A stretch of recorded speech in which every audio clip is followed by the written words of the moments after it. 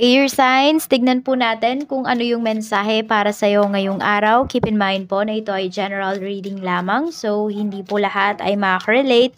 So, be open-minded. Sa mga hindi pa po nakasubscribe dito sa ating channel, please subscribe na po kayo and palike na din po ng ating video. At sa mga nice pong mag-avail ng ating private readings, ng ating Evil Eye Amulet, ng ating Tiares Bracelet, makikita nyo po yung link sa description box. Tarot Intentions by Aliana Reyes. Okay, so para saan nga ba ang ating Evil Eye Amulet at ang ating Tiares Bracelet? Para po ito sa, ayan, pangontra po yan sa kulam, sa barang, sa gayuma. Saan pa? Sa aksidente. Pangontra din po ito, pampaswerte po ito sa love life, sa career, sa health, sa business, sa travel, ayan pa. Pwede rin po kayong mag-wish dito. Activated po ito ng Latin prayers at ituturo ko po sa inyo kung paano siya alagaan. And also, if may mga taong hindi po align sa life ninyo, expect nyo na mawawala po sila or aalis sila sa life nyo. Kaya, ayun, kaya huwag kayong magdaramdam kapag may mga taong umalis sa life ninyo na akala ninyo mag-i-stay. Ibig sabihin po, ayun, hindi talaga sila align sa life mo. Oo. So, kaya ayun, makaka-attract po kayo ng mga positive things, ng mga positive people, at mga good people sa life po ninyo. Oh, if you want that, message na lang po kayo sa ating Facebook page, Tarot Intentions by Aliana Reyes. Doon ko po kayo re-replyan. At ito nga po pala ay, ayan, order na po yan sa akin lahat. Ayan, Tiares Bracelet yan eh. So, ayan po, tignan natin kung ano yung mensahe para sa'yo.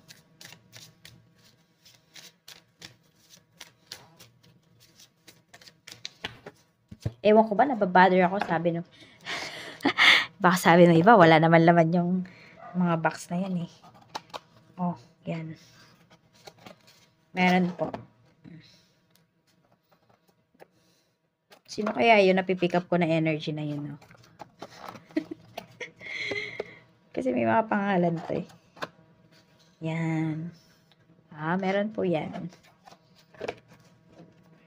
Or sa ibang, ano ko yun, sa ibang, nanonood ko yun na pick up. Baka sa ibang sign. Dito lang nag-register. Tignan natin kung ano po yung mensahe. So, i-cleanse ko pa rin naman ulit yan. Kasi pinakita ko sa inyo eh. We have the Magician. We have Knight of Swords. At meron po tayo ditong 7 of Wands. Ayan po, pagdating ito sa energy ngayong araw, sa mga pwedeng maganap.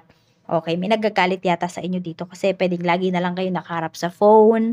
I mean, lagi na lang kayo nagsa-cellphone, lagi na lang kayo nakaharap sa laptop nyo, sa computer po ninyo, or sa kung ano man po yung pinagkakaabalahan ninyo.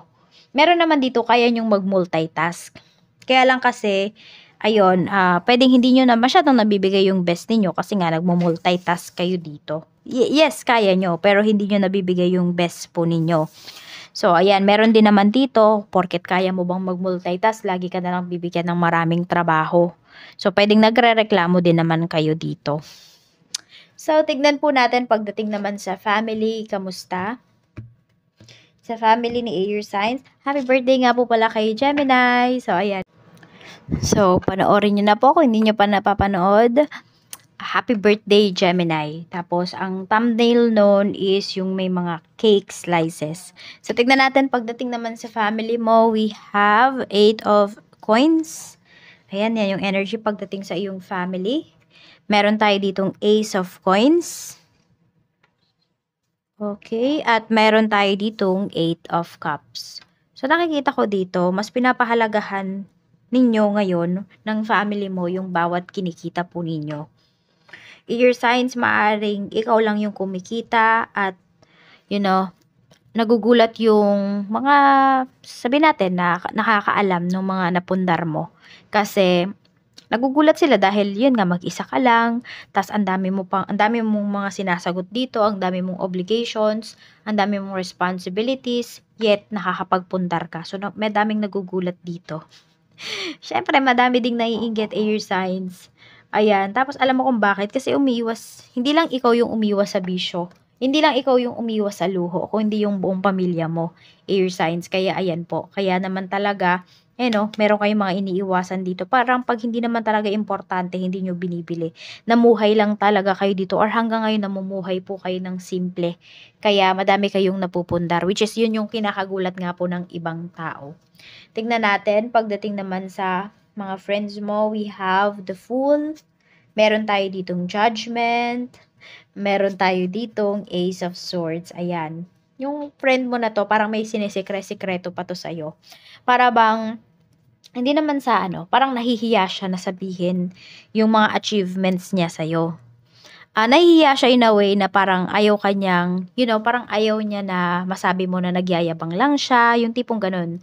Tapos kung yung iba naman po sa inyo, pwede air signs na wala kayong masyadong, sabihin natin, wala kang masyadong ganap sa life ninyo ngayon. So parang ayaw niyang makadagdag dun sa mga isipin mo na, 'di ba, yung iba kasi 'di ba nako-compare mo yung sarili mo sa iba, bakit ganito si ganyan, 'di ba? Hindi natin maiiwasan 'yun. Pero yun nga, pero kanya-kanya kasi talaga tayo ng timeline, ng time, 'di ba? Time to shine.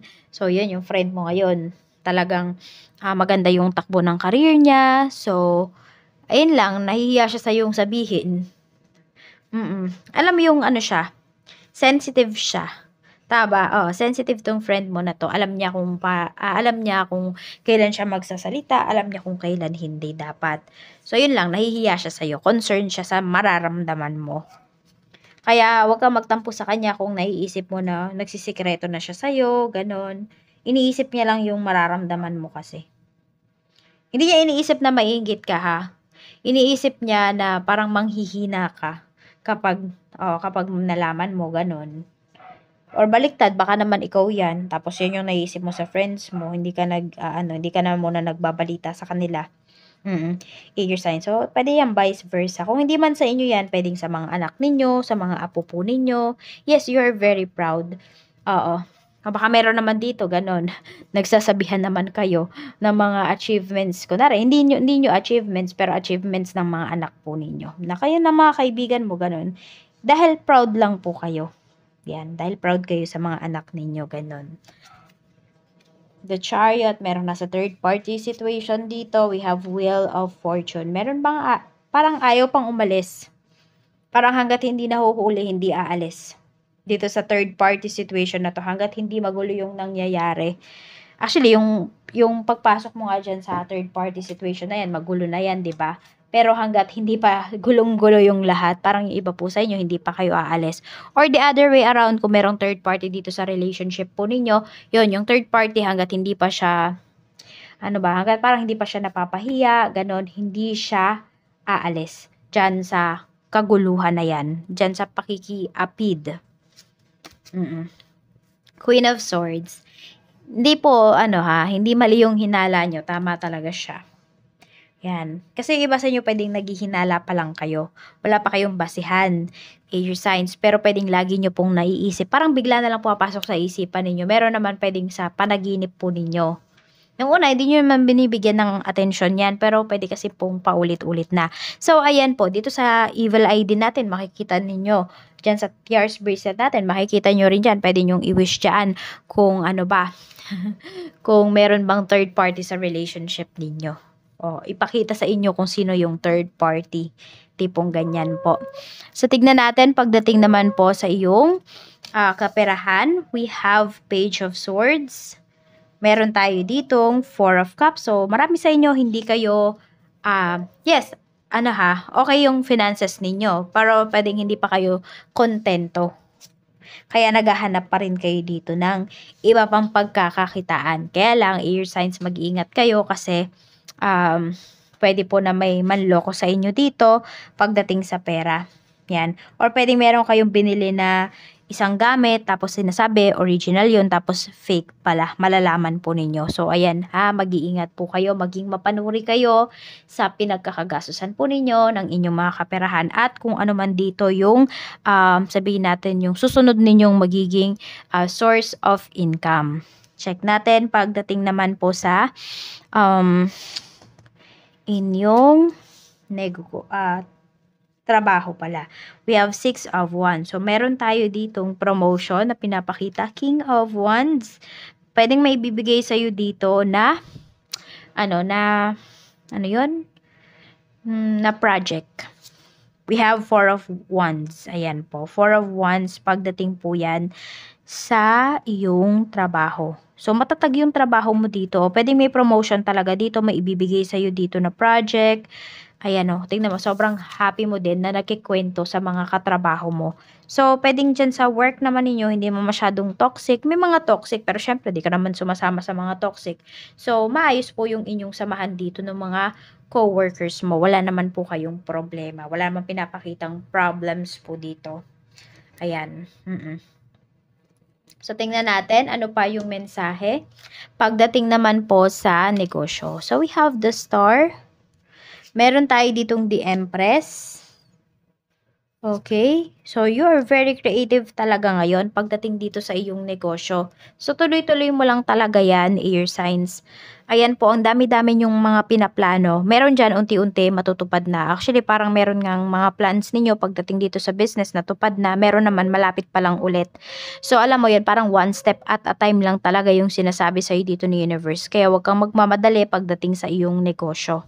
At huwag ka ding bibitaw syempre kasi hindi naman lagi talaga Pasko dyan, hindi naman lagi fiesta pagdating sa negosyo.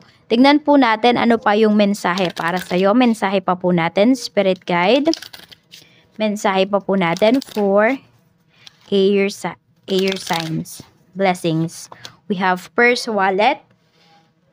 Meron tayo ditong car. Parang material things to air signs. So, pwede po na yan ay ma-achieve po ninyo. Meron tayo ditong music. So, pwedeng may bibili po dito ng sasakyan in cash. Meron naman dito, pwedeng yung wallet po ninyo ay mapupuno. Mapupuno ng cash, hindi ng resibo. Tapos, ayan, we have music. So, pwede po na, alam mo, yung feeling mo talaga umaayon sa'yo lahat, air signs ngayon. So, we have family. Basta lagi mo daw isama yung family mo sa mga pangarap mo, ay mas mabilis mo itong makukuha. Basta, hindi lang din naman toxic yung family mo sa'yo. Ayan po. Pwedeng-pwede mo talaga silang isama kasi mas magiging blessed ka pa, air sign. So, ito po yung iyong lucky numbers. Okay, we have number 46, 47, 6, 31, 7, and number 12. Maraming salamat po. Mag-iingat kayo always and more blessings to come po. Bye!